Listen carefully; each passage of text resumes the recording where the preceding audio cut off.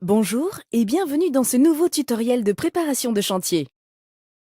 Aujourd'hui, nous allons découvrir comment réaliser une saturation de grue, que l'on nomme également charge de grue.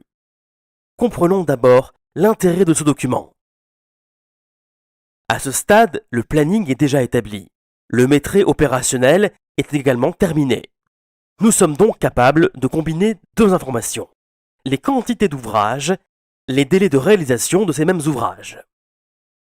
En divisant la quantité par la durée, nous obtenons un ratio très important, la cadence de réalisation. Nous l'avons vu lorsque nous faisions un planning.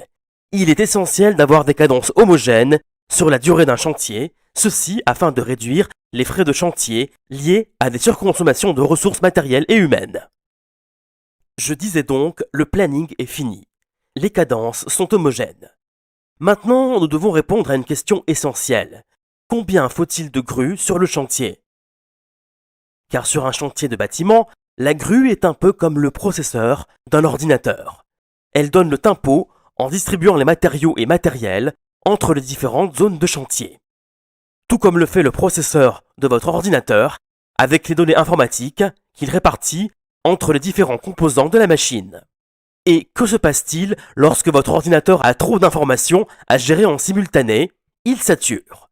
Et tout l'ordinateur se met alors à ralentir. Pour éviter que le chantier ne soit ralenti, il faut donc anticiper ce phénomène en estimant avant les travaux la durée quotidienne de travail d'une grue pour savoir si elle suffira ou s'il faut lui donner du renfort en ajoutant une seconde grue. Comment procède-t-on? Le premier point consiste à établir le listing des ouvrages qui seront réalisés à une date donnée. Pour cela, coupons le diagramme de Gantt de notre planning en traçant un trait vertical. Listons ensuite tous les ouvrages réalisés ce jour avec leur cadence de réalisation. Nous appliquerons ensuite une simple formule en face de chaque tâche. Le temps total d'utilisation de la grue est égal à la cadence de production multipliée par un temps unitaire de levage. Ce temps unitaire de levage ne tombe pas du ciel. Il provient de vos précédents chantiers sur lesquels vous devrez procéder à de la chrono-analyse. Il s'agit de chronométrer le temps que passe la grue sur chaque ouvrage dans une journée et en divisant ce temps total par la quantité d'ouvrages correspondante.